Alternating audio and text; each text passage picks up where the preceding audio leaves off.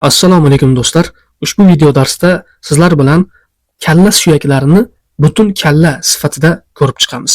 Ya'ni bu suyaklarni har birini alohida o'rgandik. Kalla qutisi va yuz suyaklarini. Endi kranium butun kallani hamma suyaklarni birdaniga olganimizda qanday holatda tuzilmalar hosil bo'ladi shuni ko'ramiz.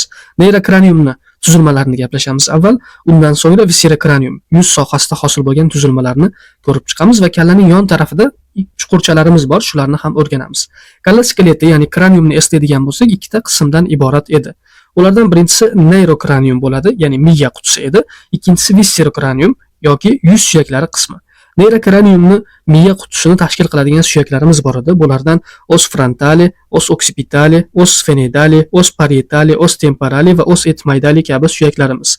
Bulardan os parietale va os temporale suyaklarimiz juft suyaklar hisoblanardi.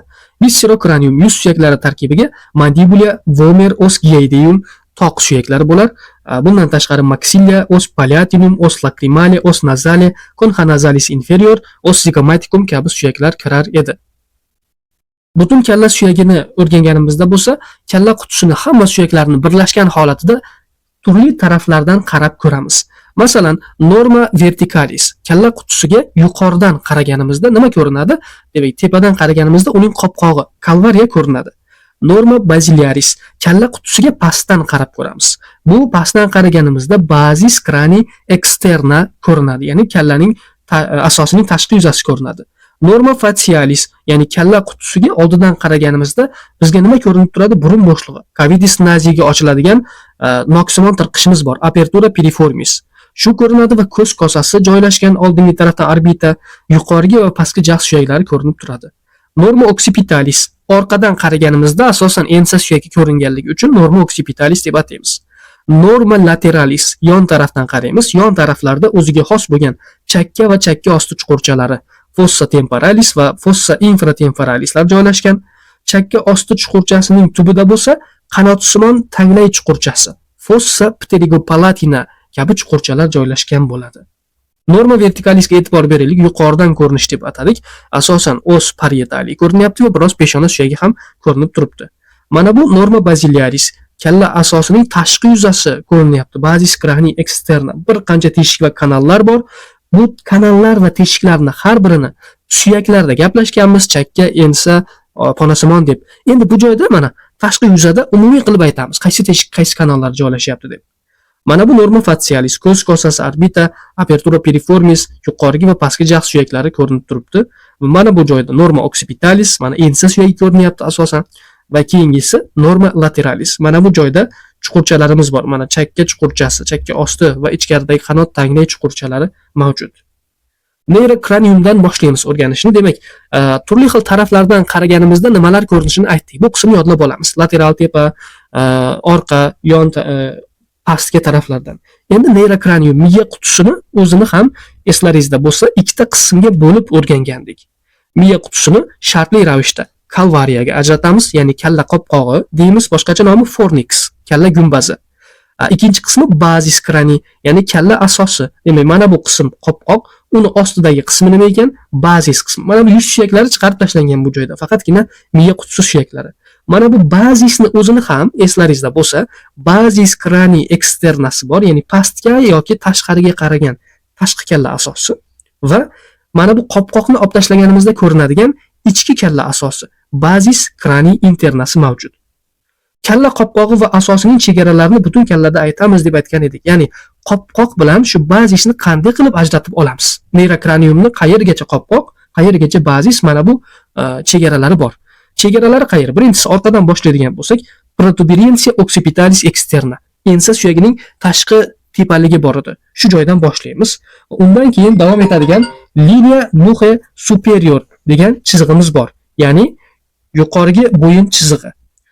Undan keyin bazis processus mastidius, ya'ni surg'utsimon o'siqning asos qismidan va undan keyin porus acousticus externusning yuqori qismidan o'tadi. Demak, o'siq bo'lsa, uni asosidan o'tib, o'siqdan oldinda bilamiz, porus acousticus externus bo'lardi. Shuni ham tepasidan o'tadi va arcus zygomaticus keladi keyin. Arcus zygomaticus, undan keyin oldingi tarafda margo supraorbitali, ko'z kosasining yuqorgi qirrasi bor edi va Sutura nasofrontalis. Burun suyaklari bilan peshona suyagini burun o'sig'i tutashgan joy bor. Shu joygacha keladi, o'rtaga. Demak, ikkala tarafdan boshlaganimizda ham xuddi shu tartibda yetib keladi va nima bu joyda kalvariya hamda bazis qismlari bir-biridan ajralib qoladi shu chiziq bo'ylab. Buni yana uchli tasvirlarda endi aniqroq ko'ramiz. Mana bu joyda kalvariyadan boshlaymiz o'rganishni, ya'ni neyrokraniumni kalvariyaga ajratdik. Kalvariya, ya'ni kalla qopqog'i tarkibiga qaysi suyaklar kiradi? Birinchi shuni aytadigan bo'lsak, kalla qopqog'i tarkibiga squama frontalis kiradi, ya'ni peshona suyagining palla qismi. Tepadan ko'rdik buni, hozir yana ko'rsataman. Tepadan qaraganimizda palla qismi peshona suyagini va u bilan birikib ketgan ikkita ossa parietaliyalar, tepa suyaklari ko'rinib turadi. Va qisman ensa suyagining palla qismi ham mana bu orqa tarafida ko'rinib turadi. Squama occipitalis. Demak, orqa tarafida ko'rinib turadi. Yana qaysi suyaklardan hosil bo'lgan? Alia majoris ossis sphenoidalis. Ponasimon suyak katta qanotining lateral qismi ham kalvariyani tarkibiga kirib ketadi. Chunki mana chegaralarni aytyapmiz.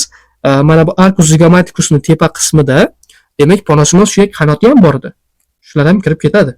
Mana qaranglar, os frontali oldingi tarafdan, os parietali, orqada qisman ko'rinyapti, os occipitali. Kalvariyani tashqi yuzasida qanday tuzilmalar bor? E'tibor beringlar, bu tuzilmalarni har biri alohida suyaklar gaplashilganda o'rganilgan. Masalan, tuber frontali, peshona do'ngligi, peshona suyagida aytilgan. Tuber parietali, tepa suyagi do'ngligi, tepa suyagida aytib ketilgan. Linea temporalis superior, yuqoriga chakka chizig'i va foramen parietali, tepa suyagi teshigi ham avval aytilgan. Shu to'rttala tuzilma, demak, kalvariyani tashqi yuzasida ko'rinadi. Umumiy qilib aytsak. Va choklar hosil bo'lgan endi. Bu choklar ikkita suyakning o'zaro birikishidan hosil bo'lgan chiziqlar. Ulardan birinchisi sutura sagittalis. Sagittal chok deb ataymiz. Tepa suyagining sagittal qirg'oqlari orasidagi chok. Ya'ni ikkita tepa suyagi bo'lsa, ikkalasini o'zaro biriktirib turadigan chok. Keyingisi sutura coronalis, tojsimon chok. Peshona suyagining palla qismi va tepa suyagi o'rtasida hosil bo'lgan chok. Sutura lambdeideya, lambdasimon chok, ya'ni lambda harfiga o'xshaydi lotin tilidagi, tepa suyaklari bilan ensa suyagi orasidagi chok. Sutura squamosa bor, tangasimon chok. Demak, bu tepa suyagi bilan chakka suyagining tangachasimon yoki palla qismi, pars squamosasi o'rtasidagi chok. Sutura serratia, tissimon chok qism ham bor, e'tibor beramiz.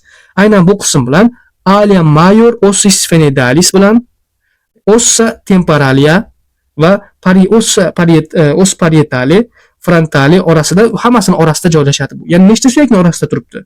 Bir tarafdan katta qanot turibdi, ya'ni ponasimon suyakning katta qanoti, unga yana birikyapti aynan o'sha nuqtada chakka suyagi va tepa tomondan os parietali va frontali ham birikyapti. To'rtta suyakning orasida hosil bo'ladigan chok qismimizda sutura serratia joylashgan. Bundan tashqari, processus mastidius, ossa parietali va occipitali orasida, shu uchala nuqtani orasida ham sutura serratia hosil bo'lgan. So'rg'uchsimon o'simta, uni birikadigan joyi bor, ossa parietaliga burchak joy. O'sha joyda occipitali ham birikib turadi. Shu joyni ham tojsimon chok deb ataymiz. Mana sutura coronaria, tojsimon, peshona va tepa suyaklari orasida, sutura sagittalis, ikkita tepa suyagi orasida, sutura lambdeideya, tepa va ensa suyagi orasida turibdi. Tuzilmalardan bu joyda foramen parietali aytganimizdek turibdi. Va mana peshona suyagida ham tuber qismi bor edi va tepa suyagida ham tuber qismlarimiz bor, ikkalasida ham. Endi kalvariyani ichki yuzasiga e'tibor beramiz. Ya'ni miya qutisi tarafga qaragan ichida nimalarni ko'ramiz? Tuzilmalar. Impressiones digitati, barmoqsimon o'simtalar. Buni ham har bitta suyakni gaplashganda o'rganib chiqqanmiz. Faqat endi umumiy qarayapmiz qopqoqning ichki tarafiga. Barmoqsimon o'simtalar bo'lgandan keyin ularning orasida bosh miya izlarining bo'rtmalari, yuga cerebralia joylashadi. Bundan tashqari arteriyalar uchun sulci arteriosi, arterial egatlar bo'ladi va markazda sulcus sinus sagittalis superior, yuqorigi sagittal sinus egati joylashadi. Eslaringizda bo'lsa, peshona suyagida ham, tepa suyaklarning o'rtasida ham va ensa suyagida ham bor edi bu sulcus sinus sagittalis superior. Bundan tashqari foveoli granularis, granulyar chuqurchalari ham bor. Bular mana bu sagittal chok bo'ylab joylashadigan chuqurcha joylar. Mana qaranglar, sulci arteriosi, arterial egatchalar peshonada ham, tepada ham chizilgan va sulcus sinus sagittalis superior, uchala suyakni ham kesib o'tyapti. Va mana foveoli granularislar asosan tepa suyagi sohasida joylashyapti bular. Shularni ko'rishimiz mumkin.